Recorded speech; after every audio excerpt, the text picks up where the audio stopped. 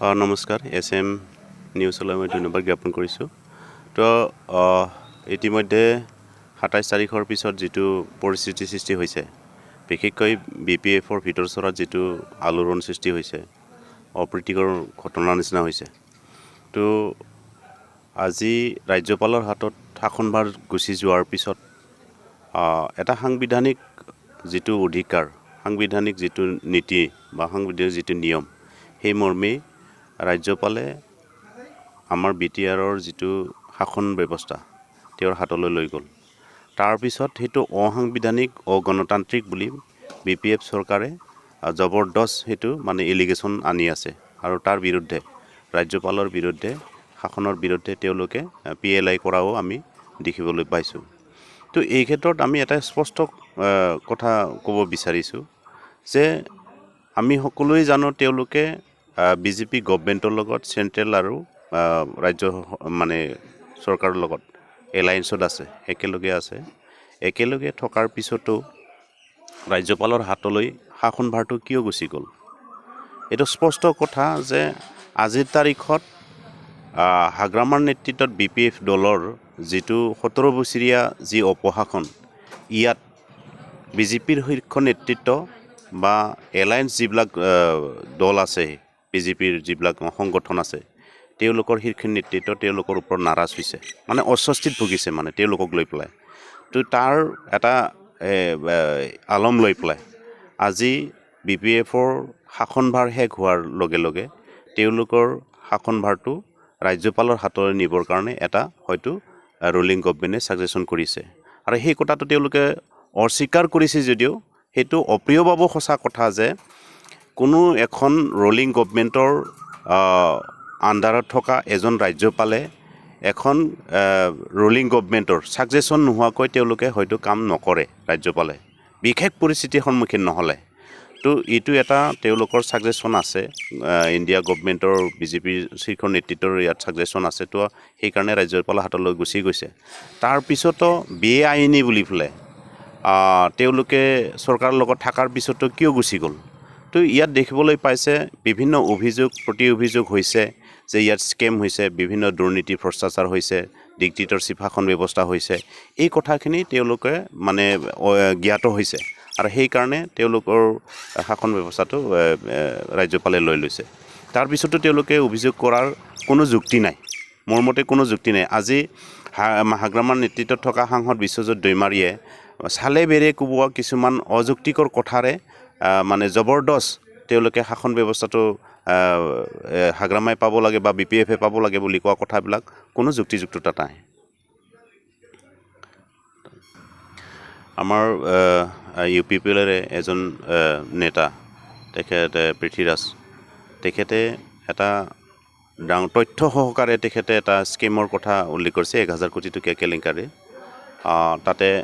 কোনোবা EM involve থকাৰ কথাটো কৈছে। কালি মই দেখিলোঁ নিউজত দেখিলোঁ যে এটা চেনেলত দেখিলোঁ দণ্ডেশ্বৰ তেখেতে EM গয়াৰী তেখেতে স্পষ্টীকৰণ দিছে যে তেওঁ এবাৰতে ইমান 1000 কোটি টকা দেখা নাই বুলি কৈছে। তেওঁ মানে পৃথ্বীৰাজে সেই কথাটো একেবাৰত হোৱা বুলি কোৱা নাই যে 1000 কোটি টকাৰ বিভিন্ন ডিপাৰ্টমেণ্ট PNRD বা PWD ডিপাৰ্টমেণ্টত যে 1000 কোটি টকাৰ স্কেম হৈছে সেই কথাটোহে তেওঁ কৈছে। তাত তেওঁ কৈছে আমি একেবাৰে লোৱা বুলি পেলাই কোৱা নাই আৰু 1000 কোটি টকাটো তেওঁক কেছ টকা লোৱা বুলি পেলাই আমি কেতিয়াও ক'ব খোজা নাই। 1000 কোটি টকাৰ যিটো কাম হ'ব লাগে সেই কামটো এজ পাৰ এষ্টিমেট বা একজেক্টলি হোৱা নাই। হয়তো 20% কাম তেওঁলোকে কৰিছে, বাকী 80% তেওঁলোকে হৰলকি কৰিছে। তো দুৰ্নীতি সেইটোকে কয়। আজি বিশ্বজিৎ দৈমাৰীয়ে কৈছে যে ইনকুৱাৰী উইদাউট ইনকুৱাৰী মানুহবিলাকে অভিযোগ কৰিলে সেইটো সত্য কথা নহয় বুলি কৈছে। যে মানুহে অভিযোগ কৰিছে, তথ্যভিত্তিক অভিযোগ আমি দিছোঁ, আমাৰ হাতত আছে। PDSৰ আমাৰ মানে ডাঙৰ ফাইল আমাৰ হাতত আছে। আমি PDSৰ কাৰণে PDSৰত গোটেই 10টা চাব ডিভিজনত PDSত যিখিনি ঘেঁহু কেলেংকাৰী হৈছিলে, আটাৰ ঘেঁহুৰ যিটো কেলেংকাৰী হৈছিল, 3 কৰোৰ কুইণ্টেল টোটেল কেলেংকাৰী হৈছে। 3 কৰোৰ কুইণ্টেল কেৱল ভেৰগাঁও চাব ডিভিজনতে 4 লাখ কুইণ্টেল ঘেঁহুৰ মানে কেলেংকাৰী হৈছে। একদম টোটেলি 4 লাখ কুইণ্টেল তেওঁলোকে হৰলকি কৰি পেলাইছে। আৰু তাৰ এগেইনষ্টে আমি তথ্য সহকাৰে লৈ পেলাই গোটেইখিনি তথ্য লৈ পেলাই আমি কেছ কৰিছোঁ, হাইকোৰ্টত কেছ কৰিছোঁ। হাইকোৰ্টত কেছ কৰাৰ পিছত সেই বস্তুটো CBI লৈকে আমি গুচি গ'লোঁ CBI গুচি যোৱাৰ পিছত CBI আমাক ছাজেষ্ট কৰিলে মানে ষ্টেট ইনভেষ্টিগেশ্যন ব্যুৰ তাত আহিব লাগে আমি তাত আহিলোঁ তাত কেছটো চলি আছে এতিয়া কেছটো চলি থকাৰ পিছত তেওঁলোকে যিহেতু ৰুলিং গভমেণ্টৰ লগত আছে ৰুলিং গভমেণ্টৰ এটা মানে ষ্টেট যিটো ইনভেষ্টিগেশ্যন ব্যুৰ আছে তেওঁলোকেও কিছুমান কাম কৰিবৰ আগতে ষ্টেট গভমেণ্টৰ ছাজেশ্যন নহ'লে তেওঁলোকে কাম কিছুমান কৰিব হয়তো নোৱাৰে আৰু সেইকাৰণে তেওঁলোকৰ ছাজেশ্যন মতে কামটো লেহেমীয়া গতিত আগবঢ়াই লৈ গৈছে যাৰ ফলত তেওঁলোকে আজিলৈকে সেই কালপ্ৰিটবিলাক এৰেষ্ট নহ'ল তো আমি সেইটো পুনৰ কৈছোঁ আমি পুনৰ সেইটো উত্থাপন কৰিব বিচাৰিছোঁ যে এই ঘেহু কেলেংকাৰীটো পুনৰ মানে বিবেচনা কৰিব লাগে আৰু আমি সেই তথ্য পাতিখিনি একদম একজেক্টলি তথ্য পাতিখিনি আমি ৰাজ্যপালৰ হাতত ছাবমিট কৰিবলৈ গৈ আছোঁ আমি ইয়াৰো বাৰী ককলাবাৰী সমষ্টিৰ অন্তৰ্গত ককলাবাৰী সমষ্টিত কোটি কোটি টকাৰ দুৰ্নীতি আমাৰ হাতত তথ্য সহকাৰে আছে RTI কৰি পেলাই যিখিনি তথ্য আমাৰ হাতত পাইছোঁ আমি তাৰ এগেইনষ্টে আমি কেছ কৰিবলৈ গৈ আছোঁ তাতে কি হৈছে মানে এটা ৰাস্তাৰ ওপৰত 3বাৰ মানে স্কিম ধৰিছে অভাৰলিপিং মানে য'ত ৰাস্তাটো আছে তাত অভাৰলিপিং কৰি পেলাই মানে 60 লাখ 1 কোটি 2 কোটি 3 কোটি টকা তাতে চেংচন কৰিছে 50 লাখ 30 লাখ 47 লাখ টকা সেনেকৈ এটা ৰাস্তাত মানে 2বাৰ 3বাৰ মানে অভাৰলিপিং কৰি দিছে তেনেকুৱা তথ্যবিলাক আমাৰ হাতত আছে খালি বিশ্বজিৎ দৈমাৰীয়ে চালে বুলিও কয় যিমানে স্পষ্টীকৰণ নিদিয়ক কিয় এইবিলাক ভুৱা বুলি পেলাই প্ৰমাণিত হ'ব তেওঁলোকে এটা কথা ক'বই লাগিব যে শাসনে যেতিয়া মূৰত ধৰিব তেতিয়া তেওঁলোকে ৰাজ্যপাল নহয় তেওঁলোকে ৰাষ্ট্ৰপতিকেও সমালোচনা কৰিব ৰাষ্ট্ৰপতিকেও বেয়াকৈ ক'ব পাৰিব তেওঁলোকে কাৰণ তেওঁলোকৰ এই BTRত আমি নিজে BTR বাসী হিচাপে BTADৰ বাসিন্দা হিচাপে আমি জানো ইয়াত কোনো আইন কানুন নীতি নিয়ম নচলে হাগ্ৰামান নেতৃত্বত থকা BPF চৰকাৰখনত অফিচবিলাকত কোনো আইন কানুন নীতি নিয়ম নচলে সেই কথাটো চবেই জানে আৰু আজি ৰাজ্যপালে শাসনভাৰ লোৱাৰ পিছত প্ৰিন্সিপাল ছেক্ৰেটাৰী চেঞ্জ হোৱাৰ পিছত তেওঁলোকে মানে ভয় খাইছে 2 তাৰিখে এখন অৰ্ডাৰ মই দেখিবলৈ পাইছোঁ তাত পাৱাৰ পইণ্ট প্ৰেজেণ্টেশ্যন দিবলৈ কৈছে প্ৰত্যেকটো ৰিপৰ্টৰ এগেইনষ্টে এইটো সম্ভৱ নহয় তেওঁলোকে পাৱাৰ পইণ্ট মানে প্ৰেজেণ্টেশ্যন দিয়াৰ কাৰণে সম্ভৱ নহয় উইথ ফটো দিব দিছে তেওঁলোকক সম্ভৱ নেকি কোটি কোটি টকাৰ একজেক্টলি ৰিপৰ্ট ছাবমিট কৰাটো সম্ভৱ নহয় তেওঁলোকৰ কাৰণে তো তেওঁলোকে ভয় খাই গৈছে আৰু সেই ভয়টো যিকোনো প্ৰকাৰে মানে হেৰি কৰিবৰ কাৰণে মিট আপ কৰিবৰ কাৰণে তেওঁলোকে যিকোনো প্ৰকাৰে জবৰদস্ত হ'লেও তেওঁলোকে শাসন বাস্তা ল'ব আছে মই বিশ্বজিৎ দৈমাৰীৰ দুটামান টলঙীয়া মন্তব্য মই আচৰিত পাইছোঁ ভগৱানে তেওঁলোকক BPFক শাসনভাৰ কৰিবৰ কাৰণে কেৱল তেওঁলোককহে বোলে ভগৱানে পঠাই দিছে সেইটোতো অত্যন্ত হাস্যকৰ আৰু তুলনামূলক মন্তব্য ভগৱানে তেওঁলোকক BTAD শাসন কৰিবৰ কাৰণে পঠাই দিয়া কথাটো কিমান মানে যুক্তিযুক্ত কথা এজন সাংসদে তেনেকুৱা এটা কথা কৈছে সাধাৰণ মানুহখিনিক মূৰ্খ বনাব বিচাৰিছে ভগৱানলৈকে গৈছে মানে ভগৱানে বোলে তেওঁলোকক মানে BTADখন চলাবৰ কাৰণে দিছে ইয়াত কাৰো অধিকাৰ নাই ইয়াত কাৰো মানে হেৰি কথা নাই এইবিলাখান কথা মানে অযুক্তিকৰ কথা আৰু এইবিলাখান কথা কৈ পেলাই মানুহে মানে যেতিয়া মানে বিপদত পৰিব যেতিয়া অসহায় হ'ব মুখত যি আহে তাকে ক'ব তেওঁলোকে মানে এটা কথা অসমীয়াত আছে মানে ছাগলে নাখায় কি পাগলে নকয় কি তেনেকুৱা ধৰণৰ ব্যৱস্থা তেওঁলোকৰ হৈছে এতিয়া অলপ দিনতে আমি দেখিবলৈ পাইছোঁ বিভিন্ন ডিপাৰ্টমেণ্টত আমি তেখেতসকলক কোড অফ কণ্ডাক্ট মানে মডেল কোড অফ কণ্ডাক্ট চলি থকাৰ সময়তো বেক ডেটত তেওঁলোকে এপইণ্টমেণ্ট দিছে লাখে লাখে টকা লৈ পেলাই এপইণ্টমেণ্ট দিছে বিশ্বজিৎ দৈমাৰী সেইটো কৰাপশ্যন বুলি নক'ব নেকি আজি 2-3 মাহৰ আগত যিখিনি কণ্টেক্সুৱেল টিচাৰ আছিল তেওঁলোকক ৰেগুলাৰ কৰা হৈছে এইটো